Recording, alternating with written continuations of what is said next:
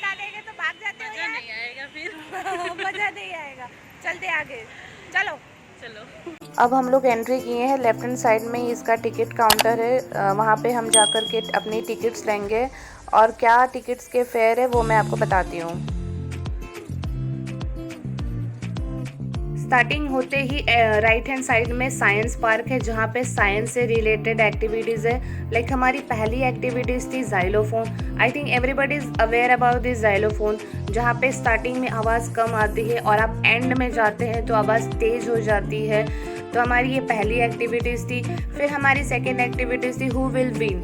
तो यहाँ पे ऐसी 2 व्हील रहती हैं जो एक वेटेड रहती हैं और एक लाइट वेटेड रहती है। तो जब हम आप इसको स्लैंट करेंगे तो कौन सी वाली व्हील सबसे पहले आती है, ऑब्वियसली जो हल्की रहेगी वो सबसे पहले आएगी। तो खेल खेल में यहाँ पे बहुत ही अच्छे तरीके से साइंस को एक्सप्लेन किया गया है और हर एक्टिविटीज़ के साथ यहाँ पे इंफॉर्मेटिव बोर्ड्स है जहाँ पे इंग्लिश और हिंदी में ट्रांसलेटेड है। तो अगर आप अपने बच्चे के साथ आते हैं तो आप उनको वो चीज़ें पढ़ के अच्छे तरीके से एक्सप्लेन कर सकते हैं, ताकि उसे और बोलते हैं ना एक्साइटमेंट हो कि ये चीज़ क्या है। तो I think this place is best for children जो साइंस में इंटरेस्टेड रहते हैं, या अदरवाइज जो साइंस में इंटरेस्टेड नहीं है वो भी यहाँ की एक्टिविटीज़ करके सीख सकते हैं। सो थर्ड एक्टिविटीज़ थी रोप का, जो कि हम किस तरीके से कितने टाइम पे कौन सी चीज़ हम हैवी या लाइट कितने फोर्स ऑफ एनर्जी से उठा सकते हैं, इन्होंने ये हमारी थर्ड एक्टिविटीज़ थी जो हमने सीखा। ऑब्वियसली है कि हम कोई भी चीज़ जितनी हल्की रहेगी हम उतनी हल्की चीज़ हम जल्दी से आसानी से उठा सकते हैं।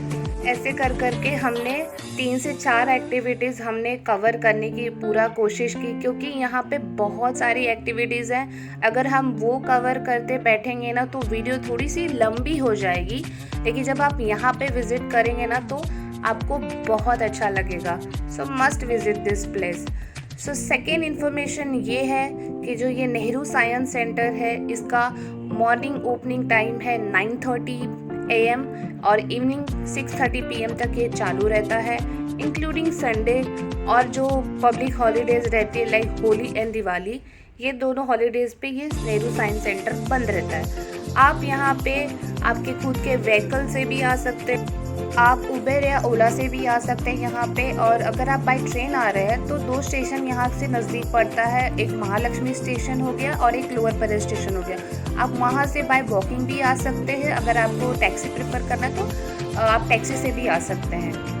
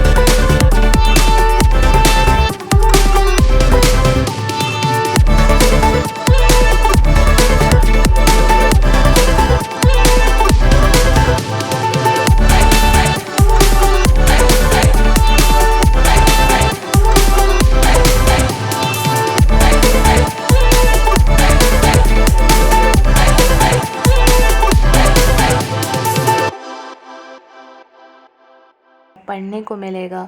सो ओवरऑल बहुत ही इंटरेस्टिंग प्लेस है।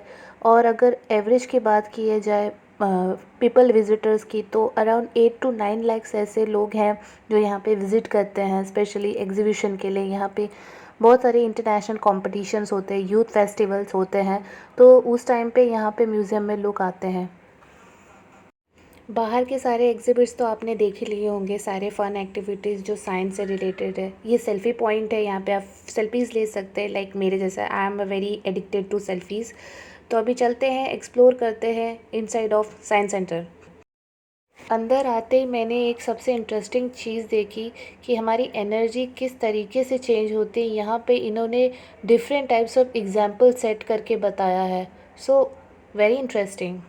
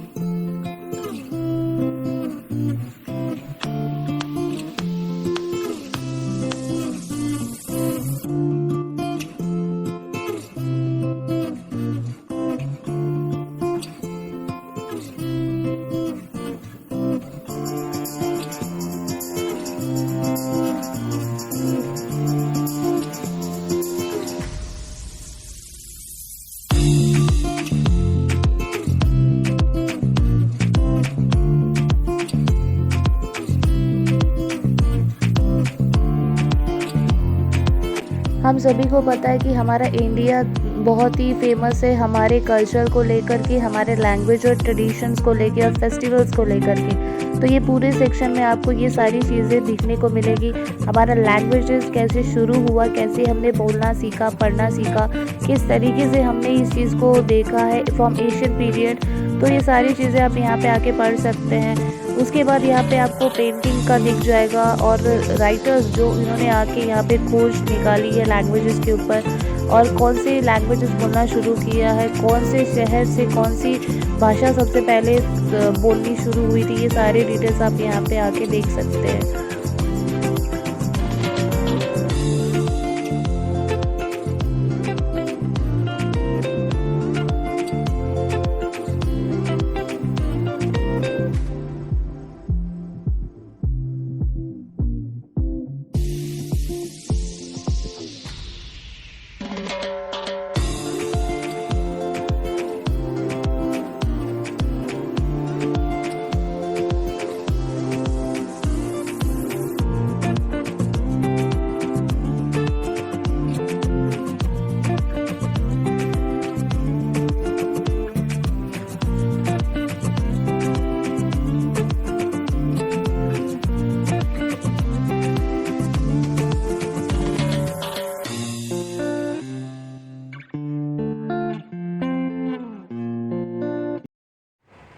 अब हम आ चुके हैं यहाँ का सबसे इंटरेस्टिंग प्लेस, मिरर।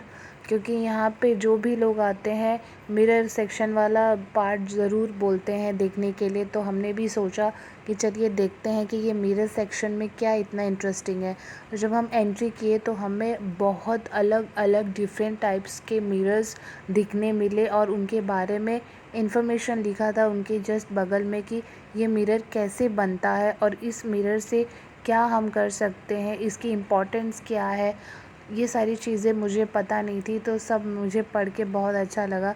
ओवरऑल बहुत ही अच्छी प्लेस है। मिरर वाले सेक्शन में इन्होंने एक भूल भुलैया जैसे कॉन्सेप्ट बनाया है, वो भी मिरर का ही है, लेकिन वो थोड़ा कन्फ्यूजन रहता है। अब भूल भुलैया मतलब आप समझ ही चुके होंगे कि भूल भुलैया कैसा रहेगा। अगर आपको किसी चीज़ का फोबिया है लाइक अंधेरे से और ऐसे कंजेस्टेड प्लेस में अगर आपको दिक्कत होती है तो प्लीज़ ये वाला जो पार्ट है वो आप स्किप कर दीजिए, क्योंकि मेरी मम्मी को भी ऐसी प्रॉब्लम हुई, मेरी मम्मी भी जा नहीं पाई। क्योंकि बहुत लोग रहते हैं वो दिखा तो देते लेकिन उसके अफेक्ट और बोलते हैं ना एडवांटेज डिसएडवांटेज नहीं बता पाते। पर मैं आपको यही सलाह दूंगी कि अगर आपको कोई प्रॉब्लम नहीं है तो ही आप जाइए, अदरवाइज़ ये आइडिया स्किप कर दीजिए। आप बाहर से ही देख लीजिए, बाहर से भी वो थोड़ा सा दिख जाएगा, अंदर जाने की कोई ज़रूरत नहीं है। लेकिन अगर आपको अच्छा लगता है तो आप एक बार जाइए, क्योंकि हम भी गए थे, हम भी सिर्फ थोड़ा सा आगे गए और फिर हम लोग रिटर्न आ गए, क्योंकि हमें खुद समझ में नहीं आया कि हम किस तरीके से बाहर निकले।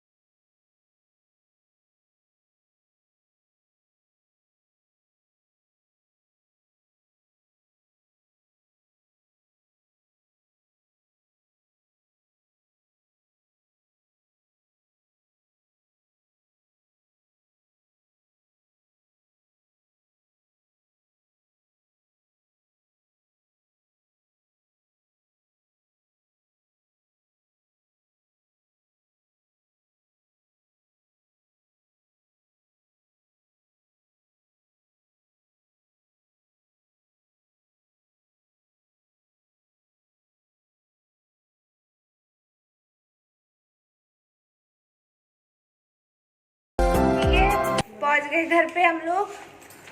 ठीक है, वीडियो देखिए, अभी यहीं पे एंड करते हैं। अच्छा लगे तो एक लाइक, सब्सक्राइब और शेयर जरूर करिए। ठीक है। बहुत मेहनत करते हैं, पैर की माँ बहन हो जा रही है, हाथ की माँ बहन हो जा रही है, ये भी बहुत जा रहा है। आई मैडम की तो हालत ख़राब है, उन मैडम की हालत ख़राब है, बस मैं ही एक हूँ जो सही सलामत पहुँची हूँ। ठीक है, तब तक के लिए ध्यान रखिए, अच्छे से रहिए, मास्क लगाना वापस शुरू कर दीजिए, कोरोना वापस आ गया है।